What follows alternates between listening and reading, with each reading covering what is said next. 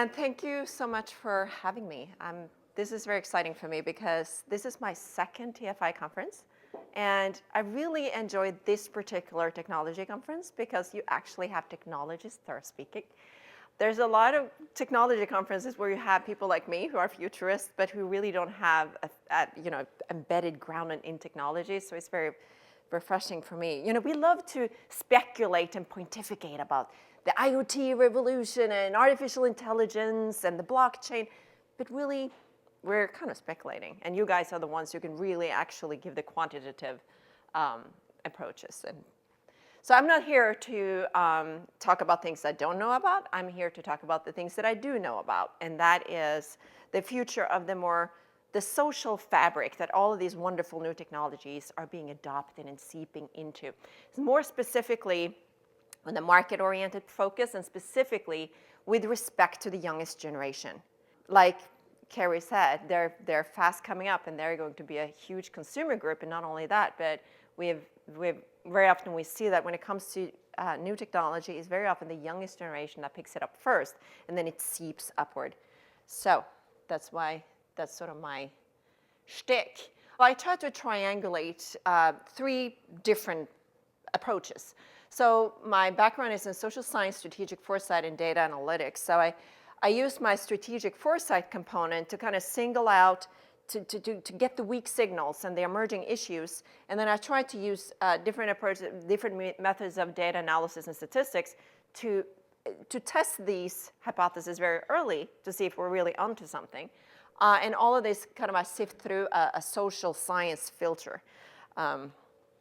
And that's how you kind of have to do that when you're dealing with humans. It's very different when you're dealing with technology because you can really base it on Newtonian physics, but it's a little bit messier when you deal with social issues.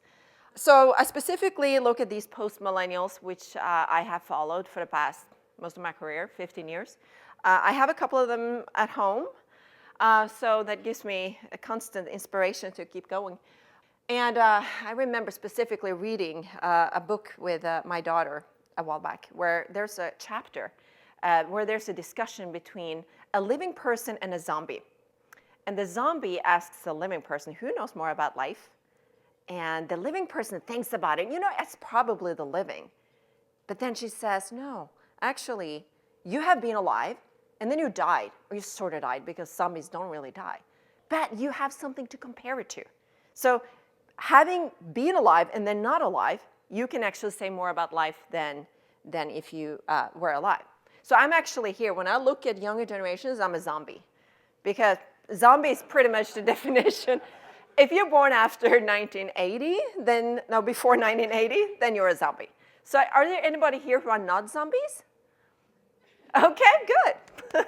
But you know what? Actually, being a zombie, when you look at generational research, is very useful. Because I'm sure some of you have read articles, millennials are doing this, and post-millennials are doing that. And then if you're really honest with yourself, a lot of times you can say, I did that too. But it's just that we forget. We kind of like, ooh, I've never been young. No, I never did that. But the distinction is really important because we have to separate what we call an age effect from a true generational effect. If you're looking at just young people and how young people behave, that's what you're looking at. You're looking at a trend that is not likely to change very much. But if you're looking at a true generational trend, that's when you can really say, oh, okay, we need to re-strategize because these people are going in a different direction. So I'm trying to sift. It's like a sifting job. I thought we're going to talk about post-millennials, but I was thinking of starting with the millennials because there's a lot of similarities. There are a few things, pivotal things that are different, but we need to have an understanding of how these guys are doing. So this is the last generation that was born in the last millennium.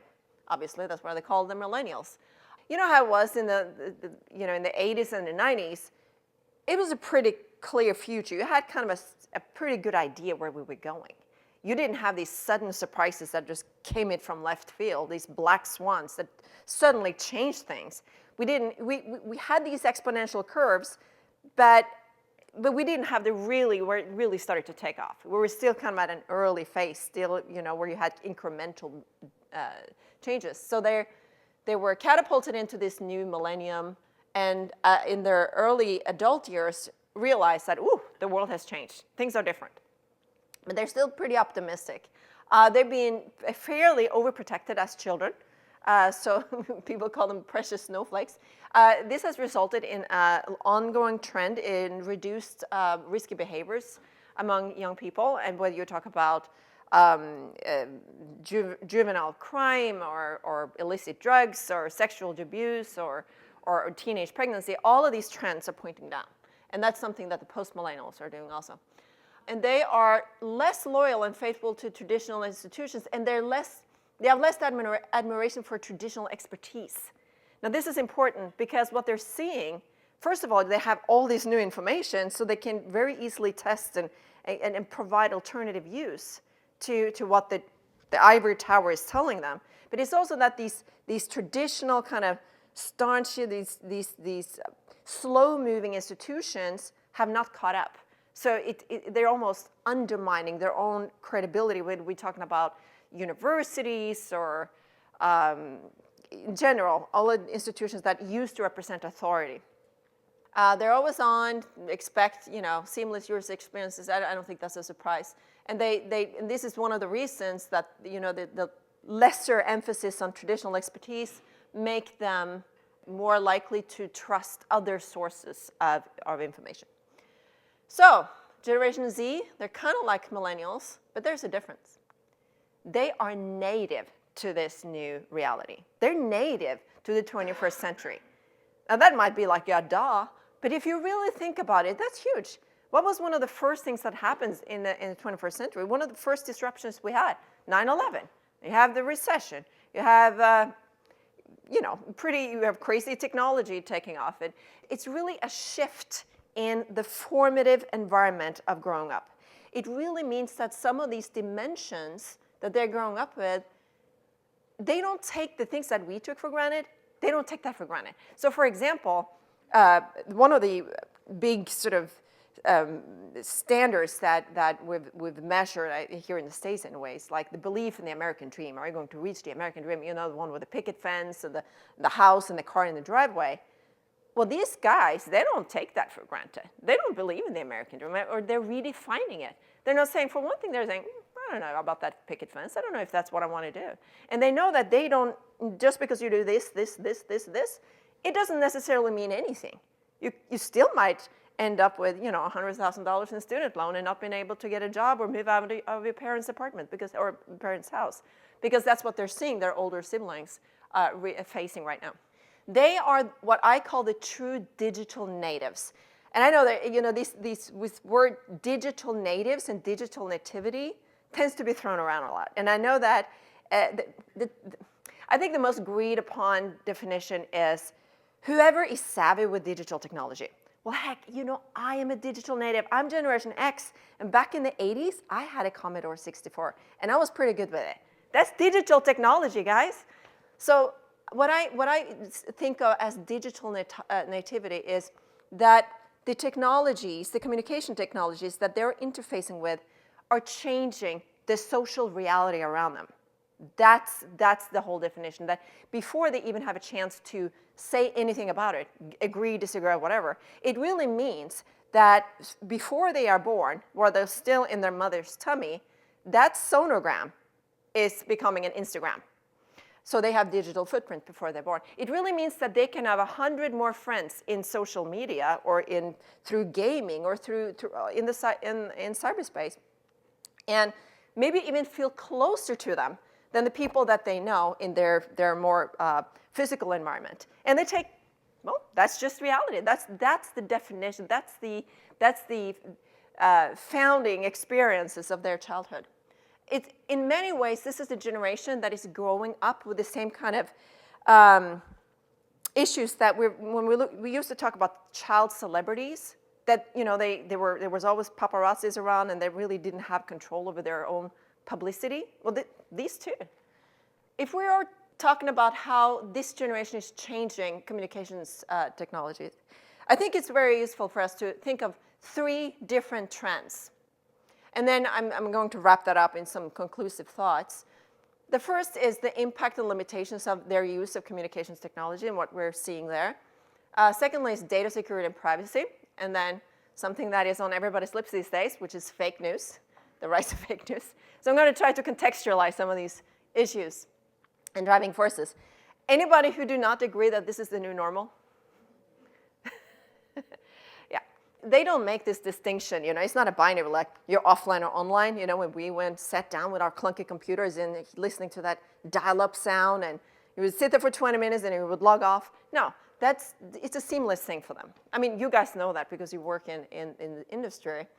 But it's really, I mean, sociologically as well, it's really changing who they are as people. And it's very easy to think then that, oh, they embrace everything digital and that's all they care about and we're going to continue on this path and they have completely no critical thinking with respect to digital technology.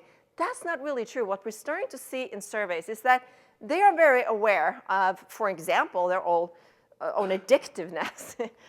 They're aware of things like cyberbullying. They actually, in surveys, will say that they prefer face-to-face interaction when they don't get face-to-face interaction. That very often has to do with the fact that that person is not around. So if the parents are not driving them to a play date, they will maybe do the next best and will take an iPad and have a FaceTime play date. Very natural. I mean, that's kind of what we do too in business. But one thing that we also tend to forget, this is a generation that is absolutely always on. So when we're sick of our colleagues, when we get home for the day and we're like, oh, you know, you can close the door, you can pour yourself a stiff drink and you can sit and watch a show or on Netflix or whatever, and you can kind of forget about it. They can't. When they get home, there is 100 text messages and there's a best friend or 15 best friends who are new profile pictures. And if you don't respond to that instantly, oh my gosh. I remember, just to kind of give you guys a story, I took my kids to Norway last summer, and there's a 7-hour time difference. So at 12 o'clock at night, Norway time, I was working while my kids were in bed. I saw the iPad on the table, and it lit up. And after a while, I just had to look at it. So it was my daughter's iPad. Are you there? Hey. Hello? Are we not friends anymore? Boo-hoo, emojis, the world is falling apart. And it took less than 10 minutes to get all of those text messages. 10 minutes while my daughter is sleeping in her bed and her best friend thinks that she hates her. Whew, that's something, guys. And I've talked to a lot of media researchers too, and that's really very much what when they talk to young people, that's really the message that we're getting. So we want to know, do you like the friend or not like the friend? I absolutely, she's a very, very sweet friend. But you know, this is the new normal. It's like, yeah. Anyway, so another thing that we grown up tend to think is that, well, you have social media and then you have, you know, just regular, you know, people you interact with. You remember these casts from high school. You remember every single person, not only high school, but home too. You have the BFF, you know, that's Snapchat. It's like you can be goofy, you can be authentic, you can send a message and then, you know, design when it's going to delete itself. And you really only, it's a one-to-one communication. It's not really, you know, it's not your public display. It's just like, you know, and I'm going to talk a little bit more about Snapchat and these new technologies and what that implicates. But then you have the opposite, which is the queen bees, and that's Instagram. This is me, everybody. Like, oh, this is my perfect world. I'm the big queen here, and look at how many likes I have. Look at how many followers I have. This is the public display. This is the queen bee. This is the one that you meet in the hallway at school, and if you're on her wrong side, she'll snub you. Actually, we're seeing the same behaviors in social media. What they'll do there, they will block you. That's the way of showing the social hierarchy. Blocking somebody shows everybody that you're on the out, I'm on the in. But then we have a place for the outsiders to go. They go to Tumblr. That's the emos. That's the black dress. That's the alternative crowd. You know, they're poetic. They listen to alternative music, and you can find some really beautifully curated Tumblr sites. Now, I will say, if your child is on Tumblr, you might want to just pay a little bit of attention because there are some sort of self-destructive communities that idealize suicide and cutting and pro-anorexia and pro-bulimia sites. So it's, but again, it's the same thing. Like when your child starts hanging out with, the alternative crowd, is like most of the time it's pretty, it's a good thing, but you just kind of want to keep an eye on it.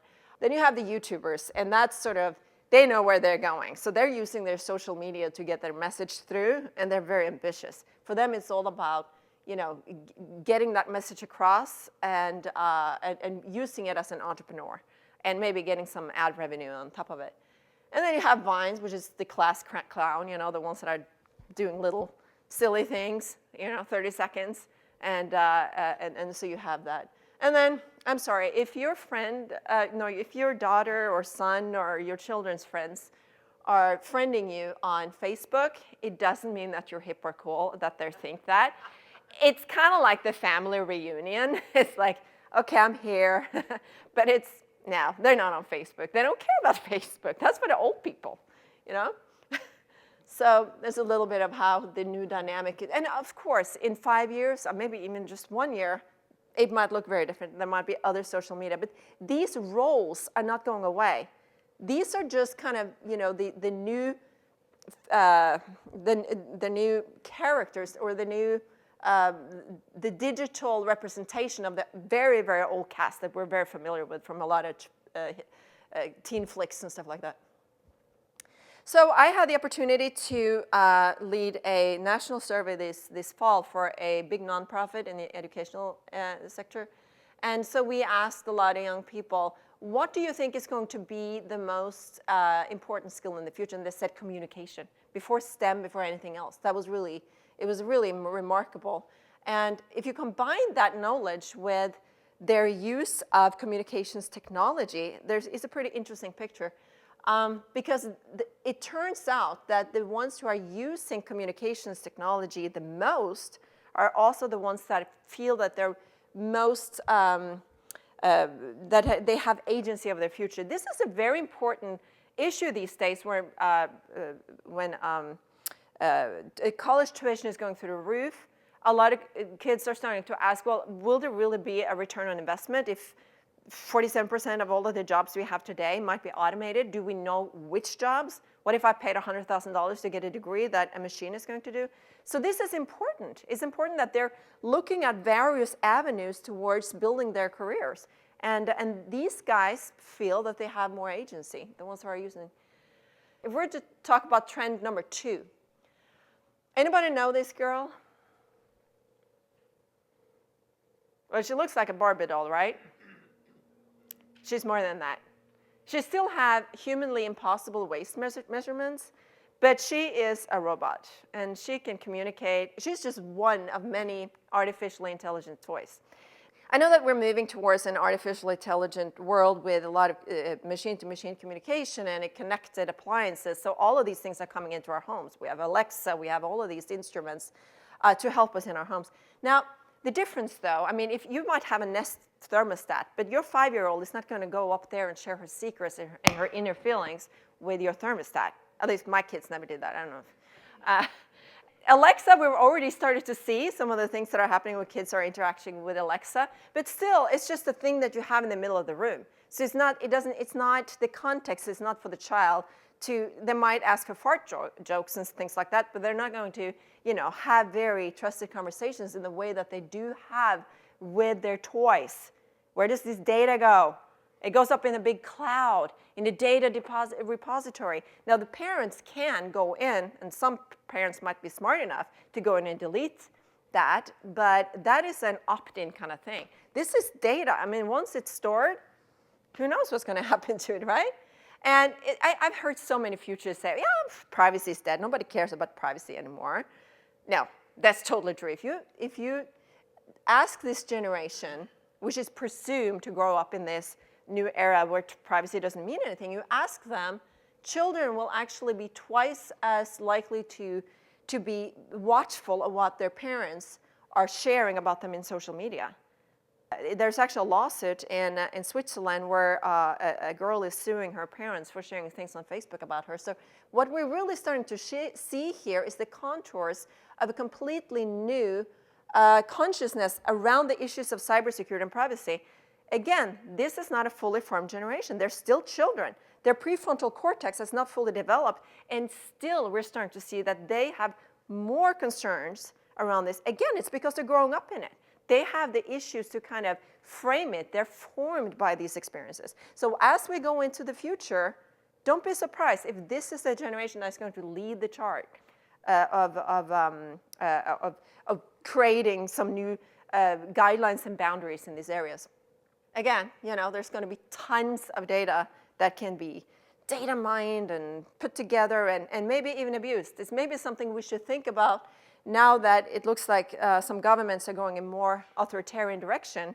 Yesterday, I think the president said that the use of torture or interrogation techniques can be justifiable to get intelligence. Now, there could be many avenues to have aggressive approaches to get intelligence from people. Most of you will remember the Apple versus FBI case last year. I mean, if we combine these two variables together, we should be concerned. We should be concerned about all that data. I'm sure you guys are already on it, but this generation is formed by it, and they don't have a say yet. And it's them, it's their lives. They are the ones that have been cataloged since birth. So we can speculate, is invisible the new black? This is the younger generation, the younger you were, the more you reacted negatively to the NSA probe that Edward Snowden found out about. This is the reason also that we're getting things like ephemeral social medias like Snapchat, because they quite frankly did not want to have all of that data. They didn't want to have their reputation shaped by all of that social media. They have a huge interest in privacy, and we're completely going in different directions generationally here, unless we really start paying attention to this. The third trend, the fake news or alternative facts, as we heard a lot about. I think it's important to mention because it's changing content. It's changing how content is created and how opinion is being formed. Again, I think it's important to remember the traditional bastions of truth and the ivory towers. Again, we're starting to not have so much trust in these anymore. What's filling the void? This is a lot of what's filling the void. So we're trying to look at how, in a generational perspective, what's different? What happened? How did all of this happen? Well, I think one place to look is advertisement. It's a good indicator of how all of these things change it. This is the first one here is my childhood, where we were running around outside, getting scraped up, coming home, in the evening. Nobody really asked where we were, and we were certainly not on the screens. We were just kids, and nobody really watched us or cared too much. Then something happened in the 80s. Two big trends. The FCC started deregulating a lot of the laws against advertisement toward children, and parents started to become more, they started prisoning the children more. The kids are not allowed to run outside because they could be kidnapped. So literally, you had a captive audience very early. So that shifted. So these kids have seen a lot more advertisement than our older generation. Now, you would think that means that, they're typically very informed by ads. Well, I think we've reached a saturation point where it simply doesn't work that well. It's something about, if you pour something on, if you pour a glass all the way up, it's just going to spill over. So these kids are not very, millennials and younger generations are not very easy to reach with traditional ads. So what does the marketing industry do? Well, they look at alternative ways. They go in the back doors, So they put in native ads and content ads, and they kind of just integrate the advertisement content into what looks like is editorial content. So the boundaries are getting blurred. And that is very difficult for a lot of people to see the difference. So Stanford recently did a study where they found out that 80% of millennials were not able to distinguish a native ad from or sponsored content in what looked like it was an editorial article. So it's easy to blame this on the younger generation. I think there's another story to be told, and I really don't want to be political, that's not my point, but it's very important when you do social science research, you have to look at all the variables.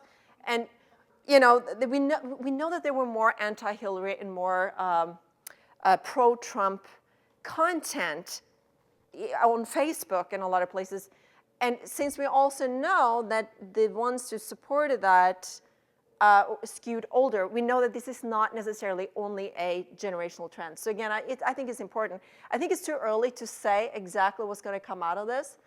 Perhaps the younger generation is going to be more trained. What I do think that we're going to get new reliability standards. We're not going to go back to the ivory towers. We're not going to go back to long peer reviews and things like that to validate what's true and what's not true. Because it's too much content and things are changing too fast. This is the place for artificial intelligence, I think. I think the NLP is going to go make bounds and leaps. And I think that the social networks are already starting to find ways, to find algorithms that can give sort of a probability score on truthfulness of various content. I definitely see that this generation is going to address privacy and cybersecurity issues much more. And we're not even close to having the security we need for everything, to meet this future, I think. I worry about new class divisions that are based on digital technology and based on the use of digital technology. What do we use it for? Do we use it for learning? Do we use it for entrepreneurial activities? And I worry about these silos, but I also think that if there's a concerted effort to break out of these silos, I think we can possibly, like the upbeat, the book we have, Byron Reese's talk, I really think that we can, but I think it's going to take some effort to have more cross-cultural communication and really use the internet for what it was meant for, which is enlightenment, not to create these silos. So, but the future is, it's up for discussion. That's the thing about futurists. We can't really predict. It's more like these are the different dimensions. This is where we see it's going. So. Any question, any rebuttals? You don't have to agree with me, by the way. Yeah. Twitter was left off of the social media cast. What is that? I couldn't put everything in there. To me, and what it seems to me in my research, and I don't have full data to say this, Twitter and LinkedIn, well, especially LinkedIn, but Twitter too, is like, for these young kids. I think also they use Twitter, but it's more like a soup. It doesn't have an identity. It doesn't have like you use Instagram for this, or you use, for the younger generation. So I was just kind of putting up the apps that have something to say in the younger generation's world. But I could be wrong. I should have put up Twitter there. Yeah. A question. Yeah. Is there anything that adults are doing that they're not doing to help kids cope with some of this? Like a stranger danger type slogan that would help them understand, the ones that don't understand already, that they're fake news and you can't believe everything you see on the internet? That's why I wish I could have said it. And if I really knew of some particular effort, I would like to include it here. Yeah. I think Europe has come a little bit further in that. I think there's a little bit more, at least, Europe is a little bit less, here's the First Amendment is so strong. In Europe, it's a little bit more, okay, let's really, look through the content and also this right to be forgotten, which is maybe the opposite issue. I don't know of any effort right now, and so that's where I think the void is. And because there's a void, I think there's going to be an attempt to fill it. I think it's just, right now, it's just on the parents and the teachers and the educational institutions to try to teach kids to separate the two, yeah. I just have a comment. When you talk about this new generation, as they're babies, you look around and parents are giving like 1-year-olds cell phones to watch all the time. So it's like they have that from the very beginning. Yeah. And back to the fake news thing, I don't know how you can train that at all. Yeah. Well, it seems to me like you kind of said that older people are having a harder time discerning what fake news is than younger people. It seems like it. I mean, again, this is anecdotal evidence because I think that the problem with the Stanford study was that, and this is what I see a lot in generational research. You want to say something about a specific generation, and you only ask people in that generation. But when you do that, you don't have anything to compare it to.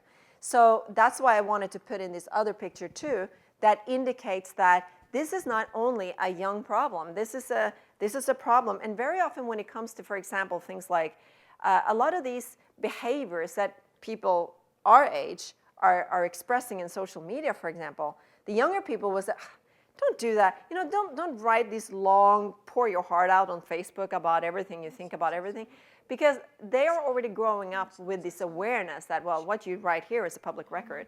And so they have this almost instinctive, they're growing up with it. So again, you know, they were probably less receptive to all of these traditional advertisement, even though they are the ones that have been subjected to it the most. So I think maybe we can only hope that it's sort of like a desensitizing process going on. Yeah.